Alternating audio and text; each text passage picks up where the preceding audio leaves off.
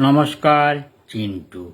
এক ছিল ছোট্ট ছেলে, নাম তার চিন্টু। সদাই তার চোখ ছিল রান্নাঘরের দিকে। বাড়ির সবাই যখন থাকতো নিজ নিজ কাজে ব্যস্ত, চিন্টু তখন চুপিসারে ঢুকতো রান্নাঘরে। রান্নাঘর হতে যা পেত খাবার তা তুলে নিত মুখে আর দুহাত ভরে। তারপরেতে চুপটি করে হয় সিঁড়ি ঘরে, নয়তো এক পা দুপা করে সোজা ছাদের উপর।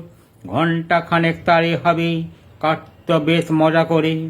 মা ঠাকুমা রান্নাঘরে যেতেই দেখে খাবার সব আলগা। বাড়িময় চিন্টু চিন্টু করে হাঁক দিতেই চিন্টু চুপটি করে ছাদ হতে নেমে সোজা পড়ার ঘরে। নমস্কার।